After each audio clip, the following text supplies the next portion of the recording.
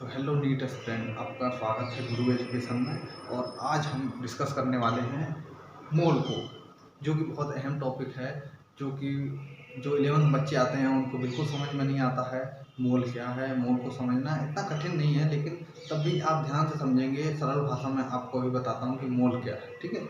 आप बस वीडियो ध्यान से देखते रहिए बिना स्किप किए, ठीक है। तो मोल क्या है? मोल जो कार्बन होता है, कार्बन का हम कार्बन को हम 12 ग्राम कार्बन लेंगे।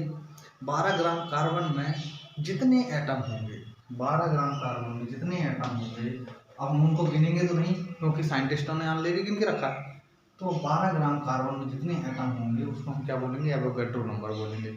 और जो एवोगैड्रो नंबर है यही 1 मोल के बराबर होता है। कितने के बराबर होता है? 1 मोल के बराबर, ठीक है।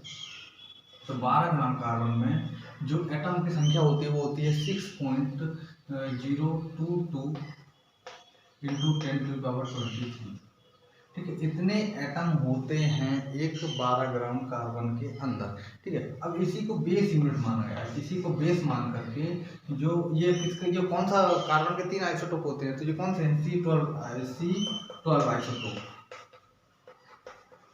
ठीक है। ये इस वाले आइसोटोप का 12 ग्राम लिया है, उसमें एटम को गिना गया है। तो एटम कितने आए हैं? यहाँ पर इतने आए हैं। तो इसको क्या बोला गया है? इसको Na बोला गया है। Na क्या है? एवोगैड्रो नंबर है। क्या है? एवोगैड्रो नंबर है। एवोगैड्रो नंबर, ठीक है। अब आप कहेंगे कि और सबका मास कैसे आया? और सबका मास, बस इसको आप समझ गए कि ये कहाँ से आया है, तो आप ये समझ जाएंगे कि और जो भी एलिमेंट है उनका मास कहाँ से आया है। तो अब मान लीजिए सपोज है हाइड्रोजन है। हाइड्रोजन को हमने लिया, हाइड्रोजन के हमने इतने मॉलिक्यूल लिए। कितने मॉलिक्यूल लिए? इतने, ठीक है। ये कितने के बराबर है? 1 मोल के बराबर है। हमने हाइड्रोजन के इतने मॉलिक्यूल लिए और उनका वेट निकाला। उनका वेट निकालो, कितना आया? 1.008, मतलब इतना समथिंग 1 ग्राम के बराबर आया। ऐसे ही हमने मान लीजिए हमने नाइट्रोजन ले लिया, N2 मॉलिक्यूल ले लिया, N मॉलिक्यूल ले लिया, ठीक है। N एटम का, N यानी नाइट्रोजन एटम का अगर हम निकालेंगे तो हमने नाइट्रोजन एटम के कितने? 1 मोल ले लिए। मोल तो सबके लिए बराबर है। अब 1 मोल ले लिए, अब उसमें हमने 1 मोल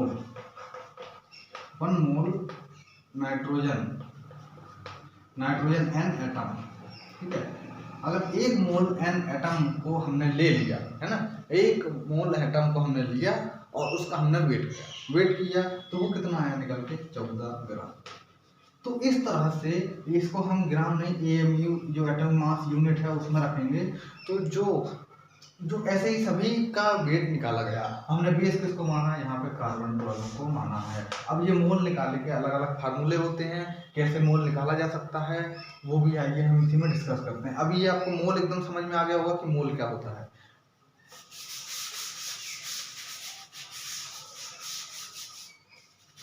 अब इसके बाद है कि हम मोल को और कैसे निकाल सकते हैं। मोल निकालने के 3 फार्मूले होते हैं, बेसिक फार्मूले। तो मेन 3 फार्मूले आपको याद रखने हैं। कौन कौन से हैं? पहला, मोल इक्वल टू होता है weight, given weight upon molecular weight, ठीक है। वेट यानी जो गिवन अमाउंट हो, मतलब जो दिया गया हो। जैसे कि आपको दिया गया 5 ग्राम नाइट्रोजन, 20 ग्राम ऑक्सीजन, तो ये वाला वेट यहाँ पे रखा जाएगा, ठीक है। अब मोलिकुलर वेट, जैसे ऑक्सीजन का कितना होता है? 16 होता है। नाइट्रोजन कितना होता है? 14 होता है। कार्बन कितना होता है? 12 होता है। तो वो मोलिकुलर वेट है, उसको यहाँ पे रखना है, ठीक है। तो उसको हमको वहां से क्या मिल जाएगा? हमको मोल मिल जाएगा। अगर जो आपको नंबर ऑफ एटम दे दे तो आप क्या करेंगे? अब नंबर ऑफ एटम अगर मिल जाए, जैसे मान लीजिए किसी ने बोला आपके पास 6.022 इंटू 10⁻20 एटम है, अब आप मोल निकालिए।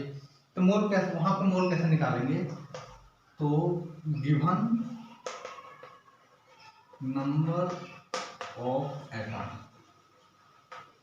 अपॉन Na की वैल्यू भाई आपको 6.022 इंटू 10⁻23, तो वहां पे इस वैल्यू को रखेंगे तो यहाँ पे हमको क्या निकलेगा? मोल मिलेगा, ठीक है। अभी एक और फॉर्मूला है। अगर आपको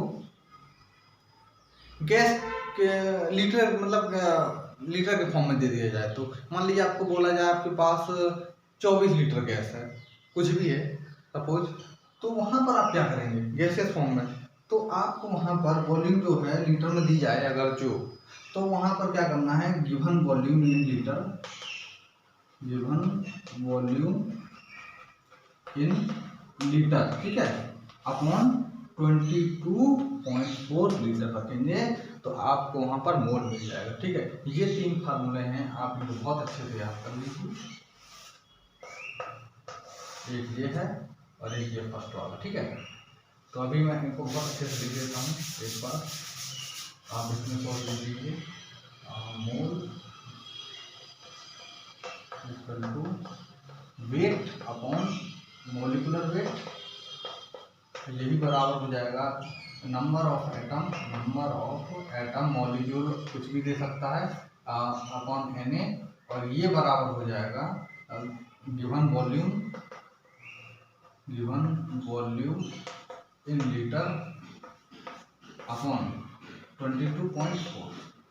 तो ये 3 फार्मूले हैं, आपके मैक्सिमम सवाल इनसे सॉल्व हो जाते हैं, जो कि ये है। इसके बाद एक और कंसेप्ट आता है वो आपको बताता हूँ, उसके बाद जो नीट में सवाल आए हैं उनको सॉल्व करवाता हूँ।